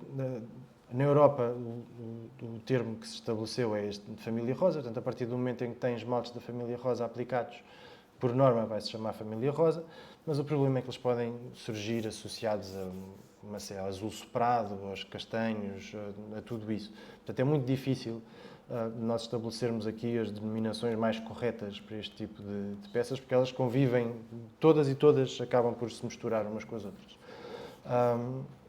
Mas que vão ter, portanto, originalmente elas teriam aquele aspecto, na arqueologia elas têm este, que é a erosão daqueles esmaltes aplicados por cima do vidrado. Neste caso, portanto, deste tipo de produções, já nem o azul é pintado por baixo do vidrado. Portanto, aquilo que é feito, e a forma de produção é tão acelerada e é já tão... aquilo que vamos ver no século XX, né, da produção desenfreada para consumo, e de uma cadeia operatória muito específica, eles aqui o que vão fazer é vão quase a talhar caminho. Portanto, o azul deixa de ser um momento na pintura da peça e passa a ser o momento final. Portanto, elas vão todas ser feitas ao mesmo tempo e vão ser todas cozidas a baixa temperatura. Portanto, quebra-se ali um dos momentos da cadeia operatória, desta cadeia de produção. Quebra-se e o azul passa a ser pintado por cima do vidrado, mas também lhe vai garantir uma cor muito mais brilhante do que aquela que nós vemos nas peças em que ele é pintado por baixo. E, como disse, as peças de família rosa, a seguir ao azul e branco, são talvez as mais numerosas e vão ser produzidas pelo menos até o início do século XIX. E aqui, portanto, como disse, vamos encontrar peças para todos os gostos, desde potes para pendurar na parede. Estes potes têm a parte de trás é plana, portanto, são mesmo para fixar numa parede, até penicos. Portanto, vamos ter para todos os gostos. Outro tipo de decoração são os grisalho, que estes, no fundo, o que procuram é imitar aquilo que eram as gravuras enviadas para a China para se fazerem certas encomendas de decoração nas peças. Portanto, as gravuras que tinham aproximadamente este aspecto, portanto, traços muito finos e muito pormenorizados, o que os modelos chineses vão fazer, vão transferi-los exatamente para as peças chinesas, sobre um fundo branco, portanto, sem uma decoração muito maior. Depois, peças que deixam de ter um caráter funcional e que são exclusivamente decorativas. Temos pequenos cães de loiça, muito pequenininhos e que são, no fundo, o antepassado dos nossos bibelôs. Pequenas estatuetas, por norma estas estatuetas, eu conheço alguns casos, mas apanhamos muitas vezes estas bases, aqueles quadrados que são a base da estatueta, apanhamos volta e meia, e aqui neste caso temos a mão, foi o que sobrou, mas é de facto a mão de uma estatueta, provavelmente daquele género. Mas também temos colheres. Também se traziam colheres, não sei porquê, as colheres existem cá há muito tempo, não sei o que é que os levou a trazer uma colher da China, que nem é especialmente requintada, mas portanto, isto mostra-nos bem aquilo que é... Pode vir de tudo aquilo que possamos imaginar. Os serviços, portanto, é exatamente no final do século XVII e ao longo de todo o século XVIII que aquilo que é um serviço à europeia vai conhecer, efetivamente, na porcelana chinesa, vai conhecer a sua expressão máxima. Não é? Portanto, são peças com formatos muito específicos e cada uma delas tem uma função, também ela, muito específica. Portanto, esta adaptabilidade vai-se perdendo ao longo do tempo. Isto, naturalmente, para quem podia comprar um serviço deste tipo, mas perfeitamente contemporâneos, a porcelana azul e branca continua a chegar e também continua a ser importada, como vemos aqui, peças em que a qualidade é ligeiramente menor do que aquelas que nós vimos anteriormente. Temos aquelas e também estas que ainda têm uma qualidade ainda mais baixa. Como sabemos que este tipo de peças destinar-se-ia maioritariamente ao mercado do Médio Oriente, mas, mais uma vez, temos-la em contextos arqueológicos em Portugal. Portanto, há sempre esta quase uma dualidade de há peças muito específicas para determinadas coisas, mas depois há todo um mundo que anda ali à volta e que tudo vinha cá parar. E tudo vinha cá parar como peças deste género, que são estas, lá está, de novo, se eu podia afirmar que no início do século XVI nós vamos encontrar aqueles pratos com o dragão, assim, muito mal feito, um pouco por todo o lado, estas, na segunda metade do século XVIII, estão por todo o lado. E porquê? Nós olhamos para uma peça deste género, olhamos para isto, não é? Portanto, isto é aquilo que nós reconhecemos como um verdadeiro serviço de porcelana chinesa, não é? As nossas mães, as nossas avós tinham coisas relativamente parecidas ainda com estas no século XX. Esta decoração nem vai mudar muito, mas quando vamos olhar para isto não tem rigorosamente nada a ver e é produzido e trazido exatamente no mesmo período. Tem aí uma particularidade, que é, até ao momento, eu não conheço ainda nenhum caso em que estas peças apareçam em data anterior ao terremoto de 1755, ou seja, em contextos arqueológicos anteriores a essa data, que eu tenha conhecimento, não existem peças deste tipo. Acredito que, e quando digo que elas aparecem em grande quantidade, quando fiz uma escavação ali ao lado do Teatro Romano, que aquilo no fundo são metros e metros de aterro feito depois do terremoto, estas peças são praticamente metade da coleção que nós lá retiramos. Portanto, elas aparecem mesmo em grandes quantidades. Acredito que o terremoto fez tremer muita coisa, queimou muita coisa e partiu muita coisa. Portanto, muito provavelmente isto é a forma mais económica, mais fácil de substituir não aquilo que era a beleza das peças que se tinham partido, mas sobretudo aquela preocupação que nós já vimos no século XVI, que é a preocupação higiênica. Quem não tem dinheiro para ter uma baixela de metal, que isso certamente não era toda a gente que tinha, muito provavelmente tinha peças de porcelana para cumprir essa função higiênica e que durante o terremoto, obviamente, boa parte dessas peças devem ter sido partidas, portanto, e não foram mais, não podiam ser mais recuperadas. E isto tem um momento, portanto, ela de ser ali durante a segunda metade do século XVIII, mas elas aparecem em todo o lado. E elas não têm qualquer tipo, quer dizer, têm um valor decorativo se nós tivermos um gosto muito abstrato, porque isto, no fundo, é um dragão no interior da peça e depois ele sai para fora e é assim uma coisa ondulada, mas é uma coisa mal feita, mal pintada. Nós conseguimos perceber ali, ele é um dragão a perseguir a pérola é aquela bola, aquilo são as garras do dragão, e isto é a cabeça do dragão, mas nós vamos ver esta cabeça de um dragão e compará-lo com um dragão bem pintado, e parece que foi feito por uma criança, este. Portanto, não é pelo valor estético que elas têm, há de estar relacionado certamente com o valor funcional que a porcelana ainda tinha no século XVIII.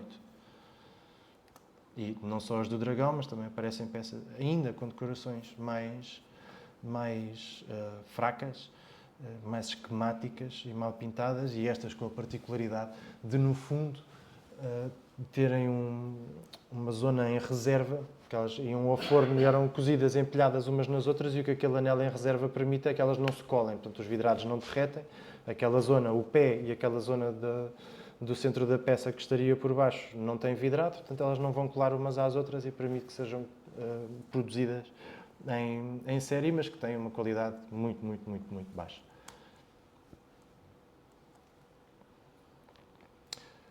Agora, aquilo que a chegada da porcelana vai significar naquilo que são as produções europeias do mesmo período, nós aqui temos, né, No Oriente, ainda, aquilo que é uma peça de porcelana do início do século XVII, uma peça de porcelana do final do século XVII, mas produzida no Japão. Tem como clara influência peças mais antigas, com cerca de 40 ou 60 anos até, ou em alguns casos mais. Aqui também a arqueologia nos traz às vezes uns elementos, portanto ali daquele lado temos uma peça de faiança portuguesa, onde claramente está imitado a representação de um pagode numa outra peça recuperada também em contexto arqueológico chinesa. Na forma, portanto, caixas em faiança portuguesa, caixas chinesas, eram formas que não existiam antes da porcelana cá chegar e que começam a ser produzidas, sobretudo, a partir do século XVII. As formas, as decorações, a famosa decoração em aranhões da faiança portuguesa, que tem, uma clara influência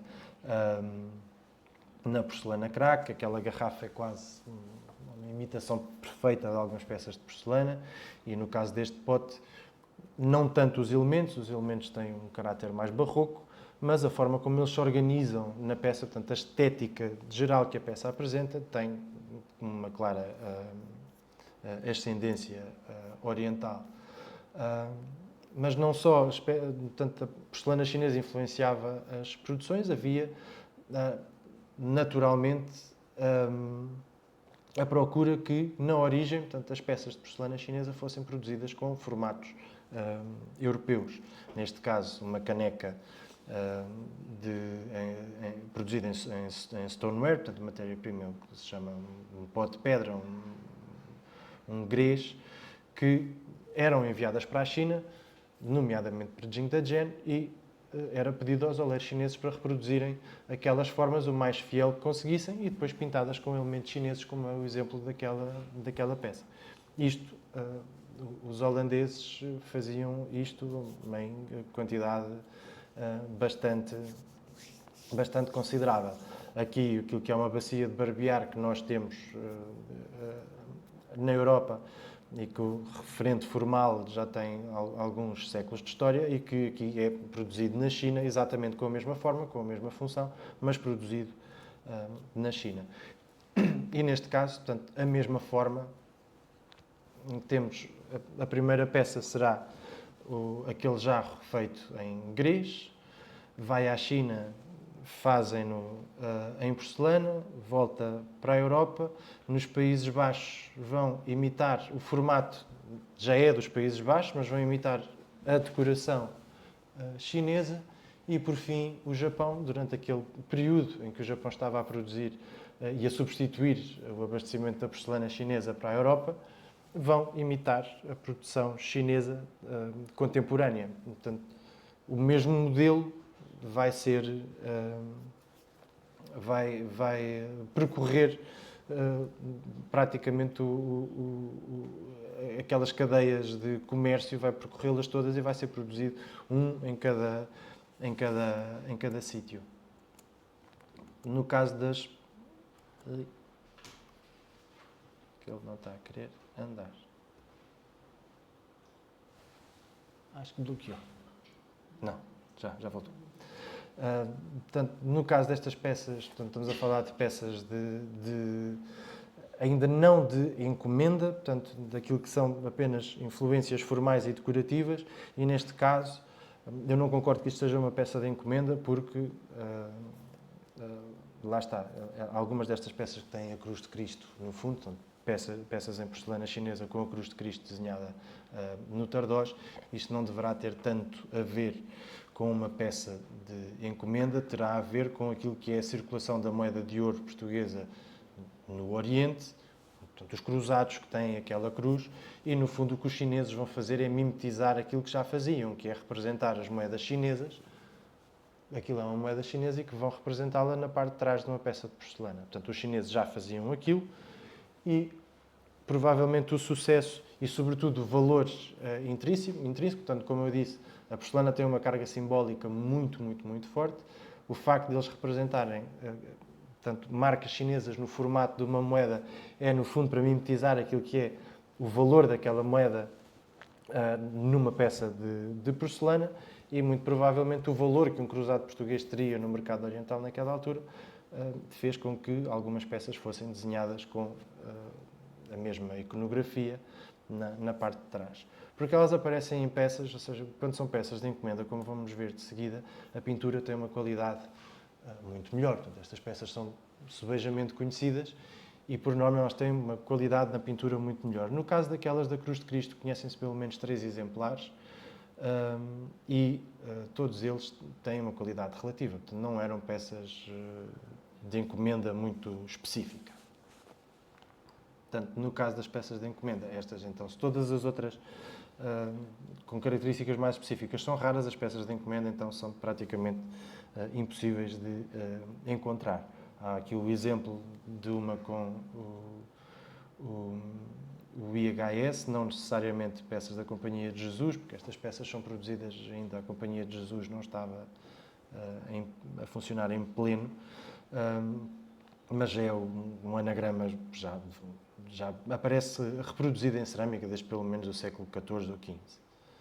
Não na porcelana, portanto na porcelana só vai iniciar este tipo de encomenda já no século XVI e depois as encomendas, portanto vimos encomendas para a família real, encomendas para ordens religiosas, que são variadas, estaríamos aqui outro dia para fazer isso, e encomendas para privados, portanto, famílias, nomeadamente famílias nobres. Deste ponto de vista, também os portugueses foram óbvios precursores, portanto, as primeiras encomendas com a representação de armas, tanto de companhias religiosas como de famílias nobres, vão ser primeiramente feitas por portugueses, mas vai ser algo que vai acompanhar depois a produção de porcelana até o século XIX e até a faiança. A faiança também vai ela reproduzir as mesmas, por vezes as mesmas armas, e aqui produzidas em Lisboa, na Holanda, em Inglaterra. Portanto, a produção europeia vai começar a fazer a reprodução destas armas de família.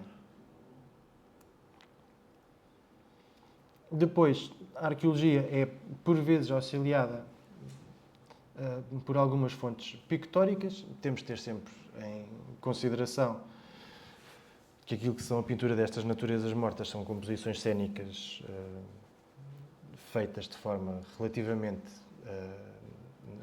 quer dizer, elas não são feitas de forma artificial, mas aquilo que estas peças contêm no interior às vezes pode necessariamente não corresponder àquilo que elas serviam no dia-a-dia, mas pelo menos dá-nos um pouco o ambiente daquilo com o que é que estas peças conviviam. Portanto, essas fontes pictóricas dão-nos uma importante ajuda. Neste caso, mostram-nos inclusivamente que as peças, mesmo quando tinham só uma fratura relativamente pequenina, podiam continuar a ser utilizadas. E nós vamos ver isso também na arqueologia, que é uma peça partiu-se, mas ela não deixou de servir. Portanto, o que se faz é vai-se gatear estas peças e elas voltam a ser reaproveitadas. Isto porquê? Estamos a falar de peças, portanto, esta peça é uma peça da dinastia Ming, portanto, do final do século XVI. Portugal estava cheio de porcelana, qual é que era a necessidade de estarmos a recuperar uma peça, gateá-la e voltar a pô-la a uso. Isto pode ter diferentes leituras, não é certamente pela falta de porcelana no mercado, porque isso não existia, não era certamente pelo preço, porque estas peças não eram caras, ao contrário daquilo que se julga. Peças deste tipo, portanto, de dimensões relativamente pequenas, não eram peças dispendiosas. Muito provavelmente tem a ver com algum tipo de sentimento de pertença. Portanto, aquela peça pertenceu a alguém, um antepassado nosso, pelo qual nós ainda temos carinho, ou pertenceu a alguém importante. Por exemplo, existe a referência de um nobre espanhol comprar especificamente peças de porcelana que tinham pertencido à imperatriz Isabel, do início do século XVI, portanto, a filha do Dom Manuel, de um nobre espanhol comprar especificamente peças que tinham pertencido à imperatriz, peças partidas, que ele, naturalmente, mandou fazer exatamente o mesmo que está aqui.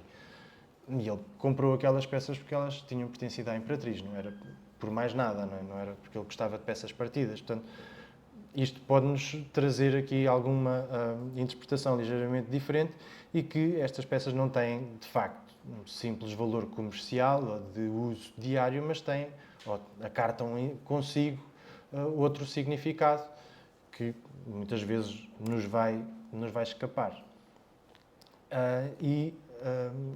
Isso também é justificado pelo aparecimento de algumas peças, como é o caso do que está aqui, que é uma peça de meados do século XVI, que aparece no meio do abandono do Palácio dos Marqueses de Marialva no século XVIII, depois do terremoto. Portanto, é uma peça com 200 anos aproximadamente, esta, não 250, mas com 200 anos, e que teve muito provavelmente 200 anos na posse da mesma família, ou foi saltando de geração em geração e de família em família até chegar a meados do século XVIII, e muito provavelmente, lá está, mais uma vez, esta peça é uma peça com um tamanho muito grande, seria uma peça certamente de aparato, é um prato de Giagin com cerca de 40 ou 50 centímetros de diâmetro, seria uma peça de aparato com certeza, o que ajudou a que ela sobrevivesse 200 anos, mas mesmo assim 200 anos é muito tempo. Mas ela lá estava, acompanhada de pelo menos mais 3 pratos com as mesmas dimensões, no Palácio dos Marqueses de Marialva. Isso é válido não só para peças com uma dimensão muito grande, mas, por exemplo, aqui no Palácio dos Cadaval, portanto, ali ao lado da Estação do Rossio, e na Praça Dom Pedro IV, esta já é uma escavação que eu tive a possibilidade de fazer, aparecem peças do final do século XVI, início do século XVII, em momentos do abandono daquelas casas durante o terremoto de 1755. Portanto, são peças com 150 anos, com 200 anos, que sobreviveram até ao terremoto, e as explicações por isto acontecer podem ser muito variadas. E depois, por fim, uma das últimas e mais curiosas utilizações da porcelana em Portugal, que é a utilização destes fragmentos em embrechados. Os mais famosos serão este do Palácio do Paço das Alcáçovas, ainda não tive a oportunidade de ver, mas irei em breve, mas é absolutamente incrível e está a par, até do ponto de vista cronológico, com o Palácio dos Marqueses de Fronteira, aqui em Benfica, que é talvez o exemplo mais paradigmático da utilização da decoração da porcelana em embrechados. Aparecem não só em casas nobres, mas também em alguns conventos, como por exemplo o convento dos Capuchos, em Sintra, que, portanto, apesar de ser um convento onde a ostentação não seria propriamente o principal foco de todo, mas aparecem embrechados, neste caso já com peças do século XVIII, ao contrário dos 2 exemplos anteriores.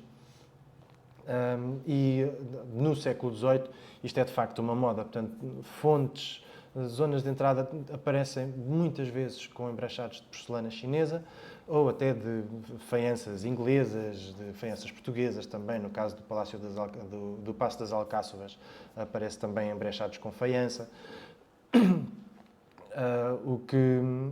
o que lhe mostra também uma função, portanto, já depois de partida, ou mesmo que não tivessem partidas e eram utilizadas nestas funções.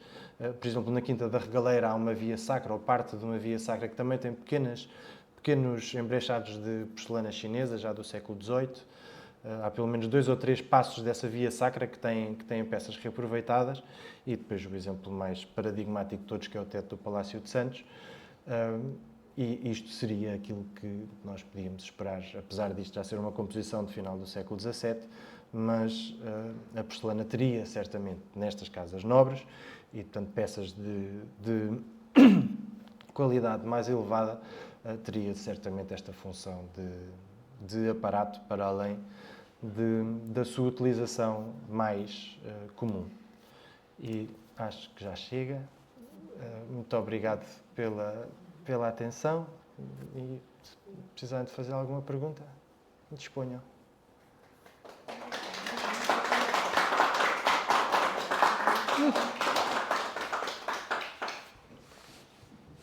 Eu nem sei perspectiva a falar. Mas foi imenso. Jesus. Eu gostava de saber o que é que acontece a estes fragmentos que estão nas escavações e... Onde é que estão estas peças hoje em dia? No caso de Lisboa, estão todos, quase todos, quando a DGPC nos aprova os relatórios, nós enviamos todos para o Centro de Arqueologia de Lisboa, que tem os depósitos atulhados até ao teto, ali na zona do Rego. Sim. Portanto, por norma é isso que acontece. Então, nesse caso, aquela questão que levantou da análise, um fragmento que tinha diversas cores e que disse esta merecia uma análise química, isso faz completamente à vossa capacidade de decisão. Sim, sim. Estará num futuro qualquer que alguém se lembrará disso. De alguém que se interesse e que queira fazer esse estudo, mas sim, escapa do ponto de vista tanto empresarial como até depois daquilo que é a gestão das coleções por parte da Câmara Municipal, neste caso os Centros de Arqueologia de Lisboa, mas noutros sítios em que escavamos, portanto o espólio por norma é sempre entregue ou ao Museu Municipal, portanto, a alguma entidade que seja responsável por ela, mas sim, escapa, desse ponto de vista escapa-nos essa possibilidade. Então, obrigada. Na primeira metade do século XVI, o que se vê é pequenos formatos e as peças inteiras têm má qualidade. Será que elas viriam por comerciantes e mais secundários e, portanto, Portugal não tinha acesso às peças de melhor qualidade? Tinha. Porque não tinha Macau e, portanto, não tinha propriamente acesso um às centro. peças de melhor qualidade. Tinha. Mas, lá está, de forma muito mais restrita, não é? Mais restrita daí. Mas tinham acesso, porque chegam cá peças muito boas. Não? Portanto, aquelas peças de encomenda, por exemplo, com as armas reais, são feitas durante esse período. As peças de encomenda, por exemplo, aquelas garrafas de encomenda mandadas fazer por Jorge Álvares e por aquilo tudo, essas peças são peças boas e são feitas durante esse período em que vale o contrabando e o comércio clandestino. Portanto, as coisas continuam a funcionar, mas não são oficiais. Não são, portanto, é um comércio, no fundo, um bocadinho mais secundário. Mas têm acesso não só a peças de muito boa qualidade, nomeadamente, e que inclusivamente conseguem fazer encomendas, mas em contrapartida chegam muitas de má qualidade. Predominavam essas, no fundo. Não é? Como em tudo na vida. Portanto, quando vamos...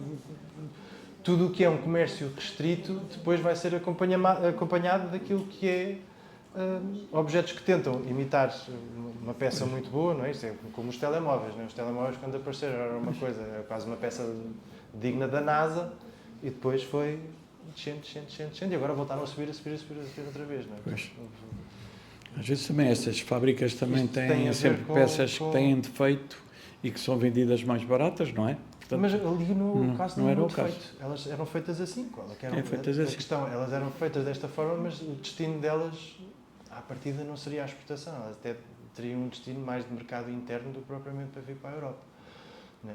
Mas lá está. Estando disponíveis, sobretudo ali no Sudeste Asiático, que está obviamente inundado por estas peças chinesas, os portugueses, quando estão ali a comerciar, vão trazê-las também. Porque, é como eu disse, em última instância, mesmo que se vendam, não se vão vender a um valor muito alto aqui, como as peças boas se iam vender, essas peças de melhor qualidade, mas elas têm muito provavelmente uma função muito mais higiênica do que outra coisa. Portanto, não importa tanto a qualidade que elas tinham, a venda delas aqui ia sempre compensar de alguma forma, porque elas lá eram muito baratas, mesmo que aqui fossem vendidas baratas, ia acabar sempre por compensar, e a questão é a procura. Portanto, e se há muita procura, nós sabemos que o abastecimento também tem tendência a não ser tão específico e ter uma qualidade tão elevada, vai necessariamente baixar a qualidade daquilo que é a oferta.